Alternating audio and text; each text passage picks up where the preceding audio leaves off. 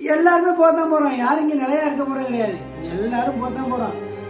இருக்கிற வரையும் கொஞ்சமாவது மனசாட்சியோட வாழணும். இதுதான் வாழ்க்கை. வாழ்க்கை மனுஷன் இருக்கும்போது மனுஷன் அவரா ஒரு ரொம்ப ஏங்க அவரெல்லாம் ரொம்ப மோசமுங்க, அவனா ஐயோ இப்படியெல்லாம் இருக்கக்கூடாதுங்கிறாங்க. ஆனால் அவரே ஏதோ ஒரு ஆக்சிடென்ட்ல ஏதோ இறந்துட்டான்னு வச்சுங்களேன், கடைசியில் என்ன பேசுகிறான் தெரியுமா? ஐயோ அந்த தம்பி மாதிரி முடியாதுப்பா. இறந்த பிறகு இருக்கும்போது வீட்டில் இலையுல கம்னாட்டி நீ நாசமாக போயிடுவ அப்படின்னு பேசுகிறாங்க. ஆனால் அவரே இறந்துட்டாங்க, என்ன பேசுகிறாங்க தெரியுமா? அருமையான குணம் அந்த தம்பி. இந்த வழியில் போனால் கூட அவன் என்ன கொஞ்சம் கோவக்காரன், யாராவது பிடிச்சி அடிப்பான். எப்போ இறந்த பிறகு. இருக்கும்போது ஒருவேளை டீ கொடுக்க மாட்டாங்க, சோறு கொடுக்க மாட்டாங்க. அதே மாதிரி எல்லாருமே அப்படித்தான். பெத்தப்பா இருக்காங்களே, இருக்கும்போது எதையுமே செய்ய மாட்டாங்க. அவங்க இறந்த பிறகு கும்பிடுவாங்க, கடவுளே அப்பா இங்கே இருக்கிற நீ இல்லாமல் ரொம்ப கஷ்டமாக இருக்கும்பாங்க. அம்மா இருந்தாலும் சரி, அம்மா அப்பா இருக்கும்போது அந்த கஷ்டங்கள் யாருக்கும் தெரியறது கிடையாது.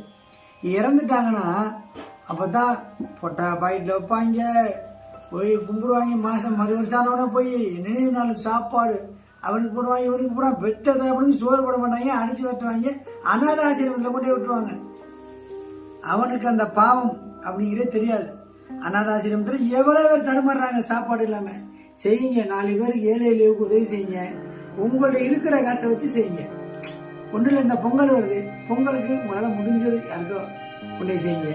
அவங்க இல்லாதவங்களை ரொம்ப கேவலப்படுத்துறாங்க சில பேர். அதான் நாட்டு உலக நடப்பு அப்படித்தான். என்னென்னா இப்போ இந்த பொங்கல் இருக்குது, பொங்கலுக்கு நீங்கள் இந்த அனாதாசிரமம் எவ்வளவோ இருக்குது, அதுகள் செய்யலாம். எல்லாமே சில விஷயங்கள் யாரும் புரிஞ்சுக்கிறது இல்லை. நம்ம எவ்வளோ நாள் இருக்க போகிறோம் யாராவது சொல்ல முடியுமா? வாழ்கிறது மனுஷன் இன்னைக்கு இறந்தா நாளைக்கு தூக்கிடுவாங்க, அவ்வளோதான். இன்னைக்கு இறக்குறோம் வச்சுங்க, சொந்த நம்ம ஊரா வந்து அப்போ தான் அவன் கட்சிக்கணும் ஒருத்த முடியாது. என் மச்சான் எப்படி அது இவயுமா அப்போ தான் வந்து அதுக்கு முன்னாடி இவனை வெட்டுறதுக்கு தருவாங்க. இறந்த பிறகுதான் அவங்களோட கஷ்டம் தெரியும் யாருக்குமே. இப்போ நான் இருக்கேன், நான் எப்படி ஆகுன்னு சொல்ல முடியாது. யாருமே எல்லாருக்குமே அதான். இறந்துட்டாங்கன்னா இன்னைக்கு இறந்துட்டா நாளைக்கு தூக்கிடுவாங்க, அவ்வளோதான். மனுஷன் இருக்கும்போது நம்ம தான் பெரிய ஆளுன்னு யாரையும் நினைக்கக்கூடாது. ஆணவத்தில் யாருமே ஆடக்கூடாது. அதான் பழமொழியே சொல்லுவாங்க, அளவுக்கு அதிகமாக ஆசைப்படுற ஆம்பளையும் அளவுக்கு அதிகமாக கோவப்படுற பொம்பளையும் நல்லா வந்து சரித்திரன்னு சொல்லுவாங்க. அளவுக்கு அதிகமாக ஆசையும் படக்கூடாது, அளவுக்கு அதிகமாக கோபமும் படக்கூடாது. நம்ம எவ்வளவுக்கு என்ன அந்த ஒரு ஆடம்பரமாக இருக்கோமோ வாழ்க்கை அடக்கிப்படும். சுடுகாட்டில் போனால் நெருப்பு எரிஞ்சு வரையில அடித்து அமைக்கிடுவாங்க, எல்லாம் எரியும் போது அடித்து நச்சிருவாங்க. அதுதான் வாழ்க்கை. வாழ்க்கைங்கிறது புரியவே இல்லை யாருக்குமே, புரியாமல் தான் போய்கிட்டே இருக்கு. மக்கள் எங்க யார் இறந்துட்டா திரும்ப வர போகிறாங்களா? இந்த எவ்வளோ பெரிய தெய்வம் அவர் விஜயகாந்த் ஐயா இருக்கும்போது எல்லாருக்கும் நல்லா செஞ்சார்.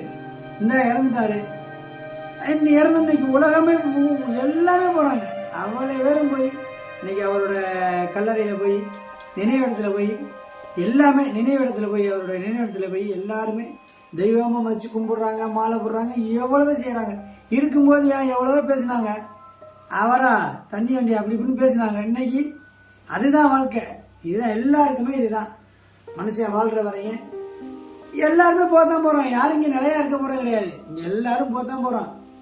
இருக்கிற வரையும் கொஞ்சமாவது மனசாட்சியோட வாழணும். இதுதான் வாழ்க்கை.